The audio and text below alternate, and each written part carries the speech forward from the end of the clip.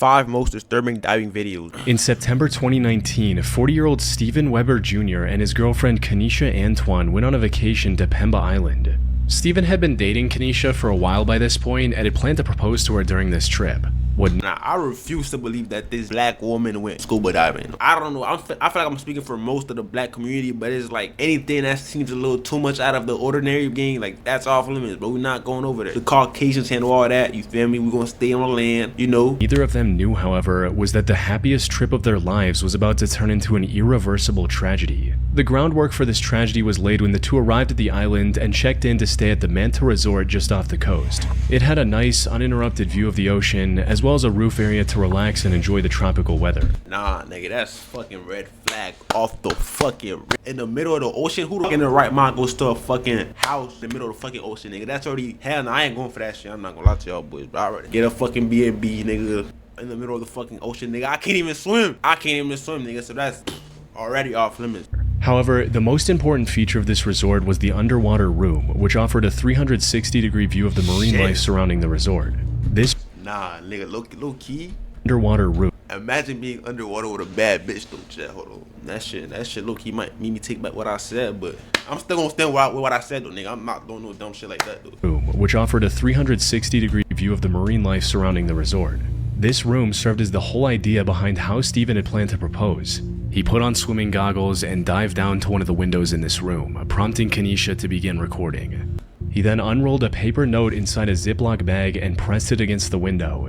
It read, "I can't hold my breath long enough to tell you everything I love about you, but everything I love about you, I love more every day." He then flipped the note, and on the other side was a marriage proposal for Kenesha, reading, "Will you please be my wife?" Why couldn't he do this shit on the land, bro? I get that you're trying to be creative and shit, my nigga, but it's like, is it really worth you fucking suffocating underwater? Possibly, my nigga. Like, no. Oh, it's so cute. Like, he's doing all that just to get that reaction, bro. Like, hell nah, you would've had me fucked up, bro. What?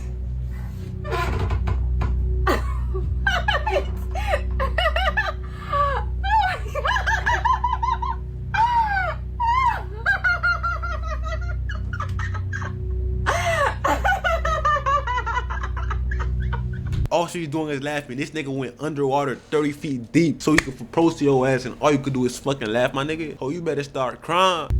He also showed the wedding ring he'd brought for this occasion before swimming up to hear Kenesha's response. At this point, Kenesha stopped recording and rushed to the surface floor, eager to give her answer. But once she looked outside, instead of a smiling Steven, she saw nothing.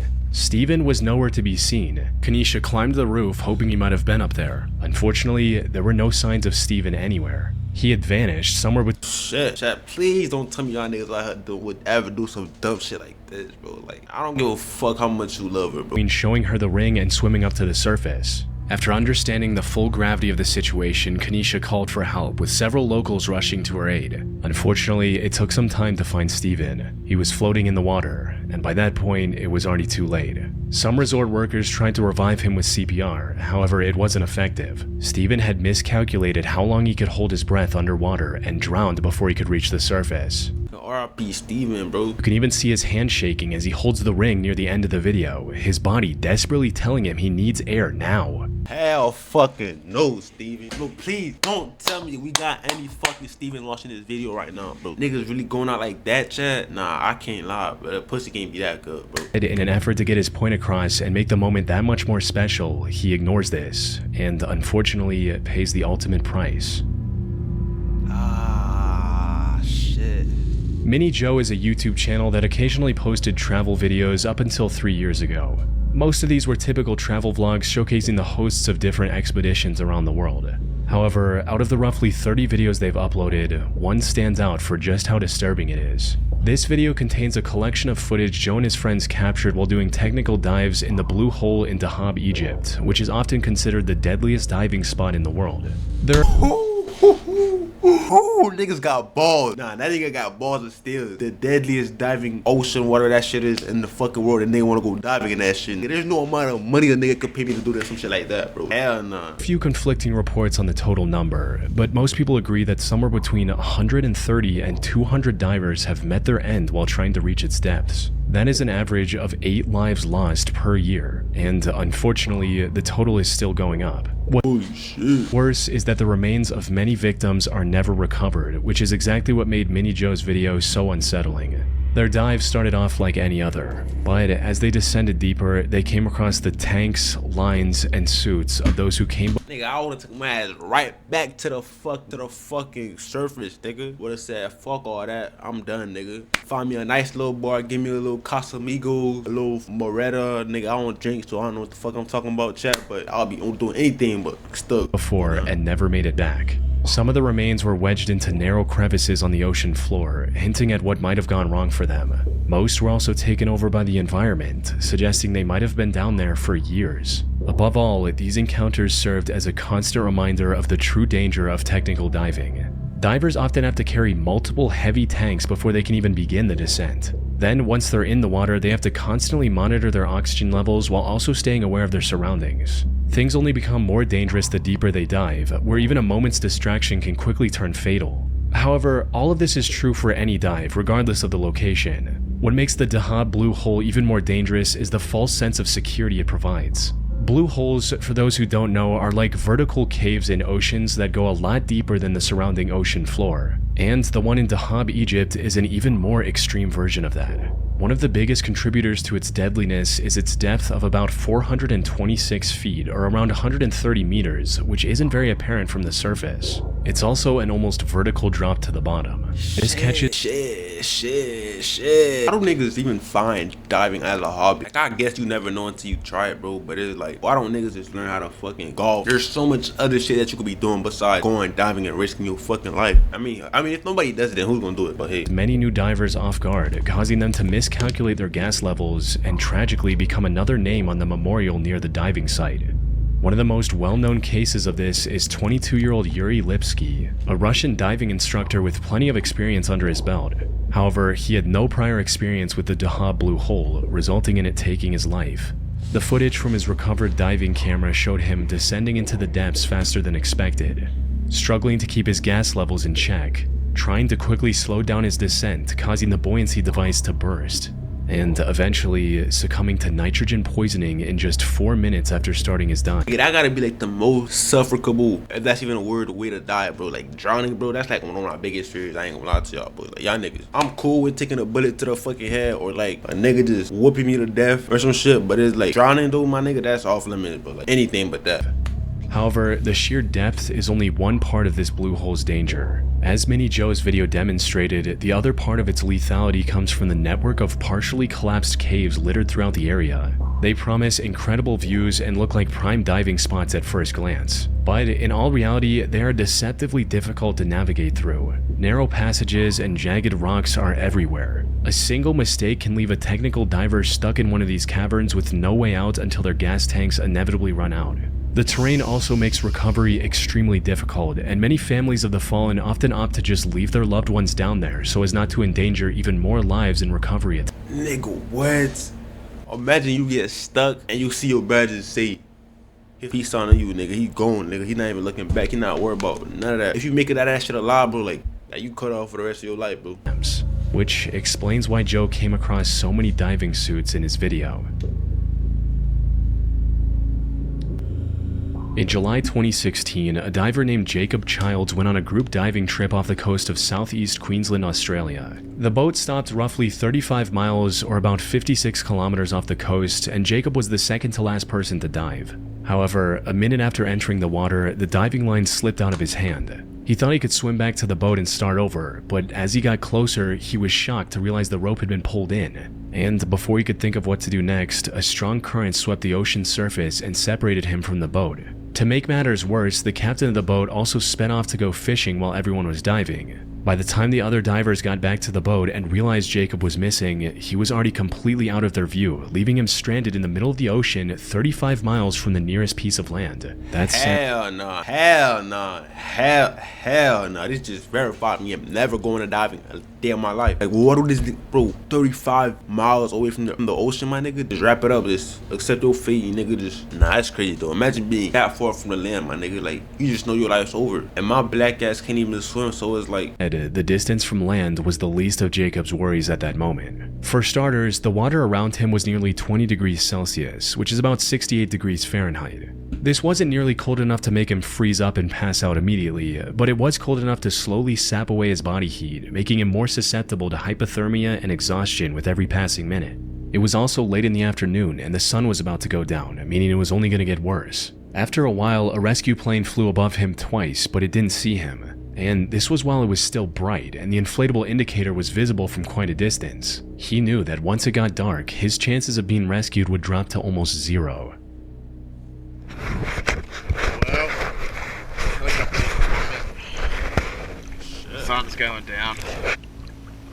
If the sun goes down, they won't do nothing. That's a wrap on old. But that nigga look like he didn't even try to scream for help, bro. I mean, even if he did scream for help, there's not much you could do, my nigga. Like, I guess. Unfortunately, there was nothing Jacob could do at that moment but wait and continue recording what possibly could be his last message to his family. Identifying the right direction and then swimming for over 35 miles would have been next to impossible. If he had taken it upon himself to try and reach the coast, he would have likely exhausted himself and drowned partway through. He did try to follow a fishing boat he saw in the distance, but quickly realized that he wouldn't be able to get close enough to get its attention, leaving him feeling dejected. shit. It's way too far for me. Nigga going out at sea. It'd be like 15, 16 meters now.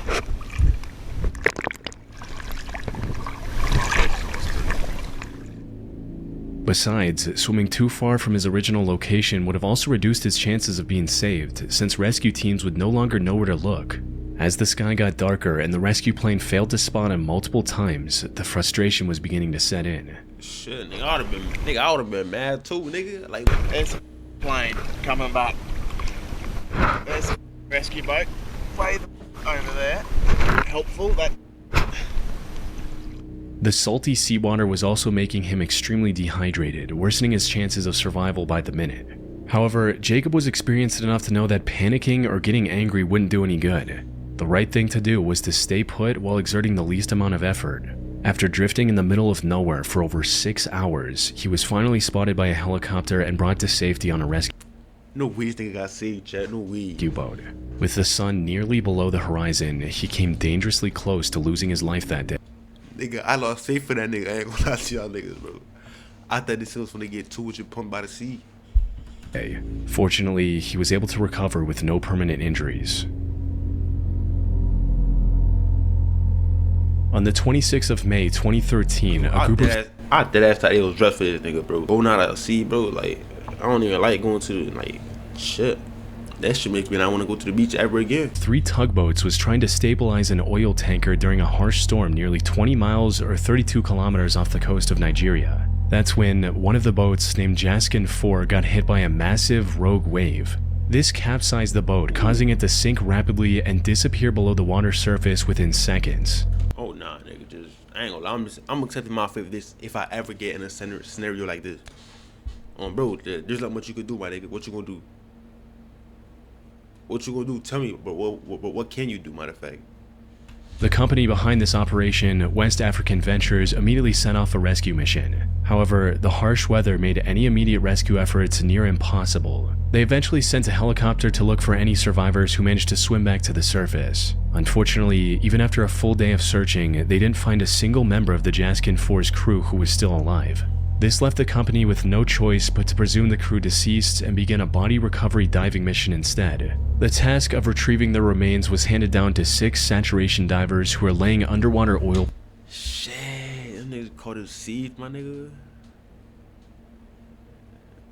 Like, shit.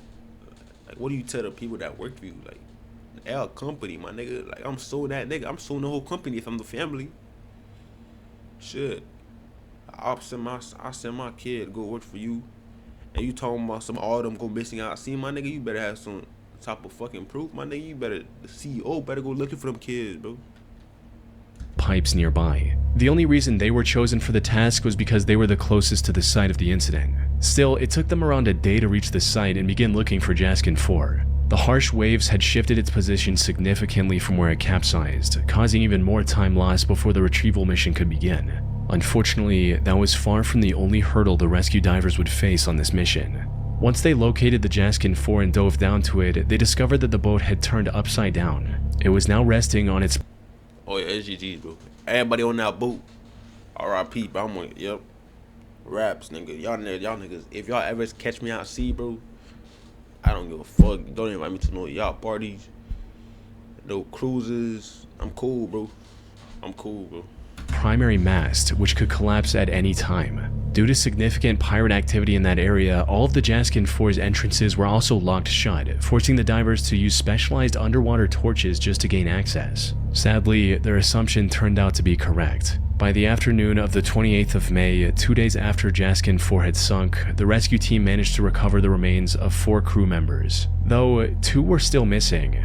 But just as all hope seemed lost, one of the divers named Tony Walker made an incredible discovery.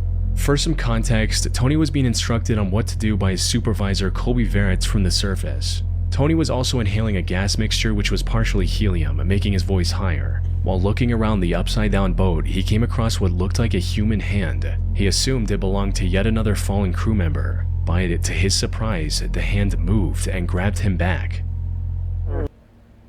Hey, bro, can you make me something Nigga, I'd have been freaked the fuck out, nigga. that sounds like I just died, went to heaven in Japan, and some angels started singing? Alright, so you should be walking on the ceiling, yeah? That's some freaky ass shit, bro. That could have been anybody. Some fucking molest, some fine ass mermaid, bro. Okay. What's that? Okay. Alright, you found one, yeah? He's alive. Okay, keep him there. Whoa. Alright, just, alright, just hold him there, okay? Just keep him there. How's that nigga still alive, bro? I don't know what we're gonna do. Alright, just keep him there and keep him calm, okay? Alright, just reassure him, pat him on the shoulder. Okay. What the fuck? This was 29-year-old Harrison O'Kenny, Jaskin 4's resident cook. After over 60 hours underwater, Harrison was somehow still alive. He also seemed quite aware of everything that was going on around him and remained calm to help the rescuers. Whoa, nigga, of course that nigga's black. What the fuck? Yo, I thought black niggas couldn't swim. Chat, maybe I'm doing something wrong, bro.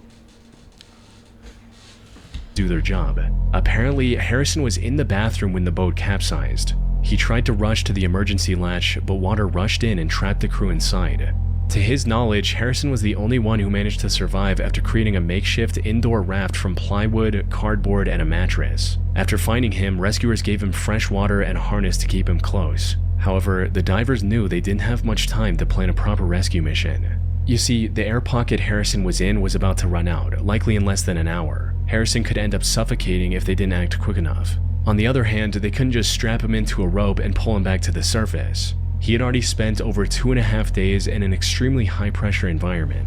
Taking him to the surface too quickly could have caused decompression sickness, which in extreme cases can also be lethal. Fortunately, due to their job of installing underwater oil pipes, the divers were uniquely equipped to deal with these exact issues. More specifically, they had a pressurized diving bell attached to the vessel, which they put Harrison in after consulting a doctor. Had this been a standard diving crew with regular scuba gear, they wouldn't have had anything to keep Harrison alive. Once back on the surface, he also had to spend some more time in a decompression chamber to avoid decompression sickness, and was fairly okay after that. However, while he recovered physically, the mental trauma of being trapped in an upside-down boat on the ocean floor for over 2 days with no idea if anyone was— That nigga's cooked, Chad. I know that nigga's fucking mental health is cooked right now, bro. Like, ain't none. That nigga don't even look happy no more. Them niggas smiling and shit. That shit would've pissed me off too, bro. Shit. I mean, it's not their fault and shit, but like, still though, bro. Nah. was coming to save him left him with PTSD, something he is still recovering from to this day. On December 13, 2013, YouTuber Kodiak Thunder uploaded a video showing a near-death experience he had while diving. Unlike many other divers, Kodiak's motive wasn't to just dive as deep as he could or reach some underwater landmark. Instead, his diving session... Chat, I'm not gonna lie to y'all boys, I'm not gonna watch this whole video, but I'm still gonna post on YouTube. But we gotta find something else to watch.